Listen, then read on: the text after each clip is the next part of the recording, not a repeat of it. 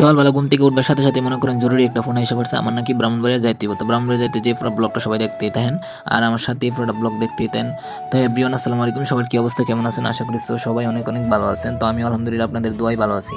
আর আজকের ব্লগটা আপনারা যদি না দেন তাহলে মিস করুন। আর ব্লগটা হচ্ছে আমরা গাজীর বাজার থেকে আমরা আখাউড়া পর্যন্ত, আমরা আখাউড়া রেল স্টেশনের মুখ দেখানো যাবে না, কারণ আমার ট্রেনের সময় হয়ে গেছিল খুব তাড়াতাড়ি। এই জন্য আমি খুবই শীঘ্রই ট্রেনেও উঠে গেছি চট্টলা এক্সপ্রেস। আর চট্টলা এক্সপ্রেসে ওঠার পরে সময় বাজে 10:30। খুবই শীঘ্রই ব্রাহ্মণবাড়িয়া চলে যাব আমি।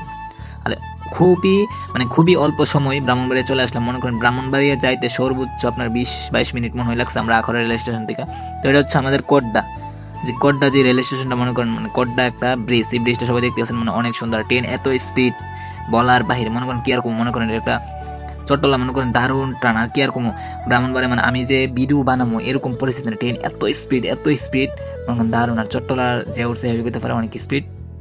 আর মনে করেন যে এই ব্লগটা একটা ইন্টারেস্টিং একটা ব্লগ, আর ব্লগটা অনেক বানাইতে আমার খুবই একটু অনেক মানে লাগছে, কষ্ট হয়েছে, কারণ তারপর আমি তো ভিডিও বানাই, তার জন্য ভিডিও আমার করতে হইব, রিস্ক নিয়ে ভিডিওটা বানাইছি।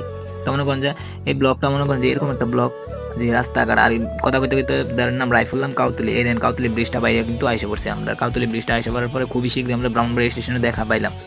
তো ব্রাহ্মণবাড়িয়া স্টেশন মনে করেন খুবই কাছাকাছি চলে আসলাম ব্রাহ্মণবাড়িয়া স্টেশনে চলতে চলতে। আর আমি মনে করেন যে ট্রেনের নিচে এটা বসাটাই খুব রিক্স, আমি ভাবতাম না যে এরকম রিক্স, তাহলে আর বসলাম না, এটাই প্রথম পড়ছি। এই দেখেন আমি ব্রাহ্মণবাড়িয়া এসে পড়ছি, ব্রাহ্মণবাড়িয়া স্টেশন মাত্র ঢুকুন। আর যারা আমার ফেসবুক পেজটিকে ফলো করেন না, এখন একটা ফলো দিয়ে দিবেন। আর মনে করেন যে ব্রাহ্মণবাড়িয়া কইতে কইতে ব্রাহ্মণবাড়িয়া চলে আসলাম। এই যে আমরা ঐতিহ্য ব্রাহ্মণবাড়িয়া রেল স্টেশন। তো আমি ব্রাহ্মণবাড়িয়া রেল স্টেশন থেকে নাইমা মনে করেন কিছুক্ষণ হাঁটতে হাঁটতে আমি যাবো আমার মামুর বাড়িতে। এটা হচ্ছে জায়গাটার নাম হচ্ছে ফরিদতলা, হাঁটতে হাঁটতে যাবো।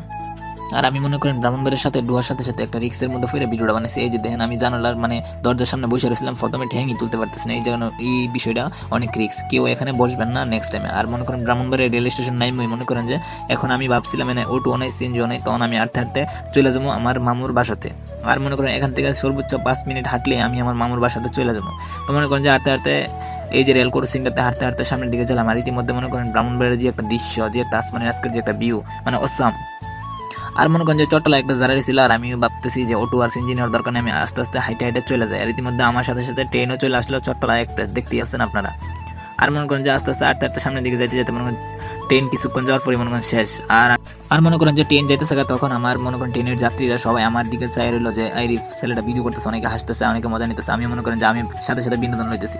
আর মনে করেন যে হাঁটতে হাঁটতে চট্টলা একবার যখন চলে যায় লাস্ট, তখন আমিও খুবই কাছাকাছি চলে আসলাম হাঁটতে হাঁটতে।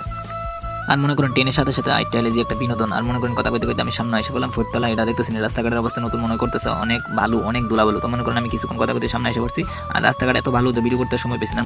আর মনে করেন যে খুবই তাড়াতাড়ি আসে, তো তার জন্য কিছু আনতে পারি না, তাই টুকটাক নাস্তা নিয়ে নিলাম, বিস্কিট, ঠান্ডা, চিপস বাচ্চাদের জন্য। আর মনে করেন খুবই কাছাকাছি চলে আসলাম, মনে করেন ইদারিং মনে করেন এই যে আমার মামার বাসা চলে আসলাম। তো মনে করেন আমি খুবই ক্লান্ত, আখাউড়া থেকে মনে করেন এই পর্যন্ত ব্লগটা ছিল। তো সবাই ভালো থাকেন, সুস্থ থাকেন, নেক্সট কোনো ভিডিওতে আমার সাথে দেখা হচ্ছে আপনাদের। তো যারা যারা আমার ফেসবুক পেজটাকে ফলো করছেন এখনই ফলো করেন। তো সবাই ভালো থাকেন, সুস্থ থাকেন, আল্লাহ হাফেজ, বাই বাই, টাটা।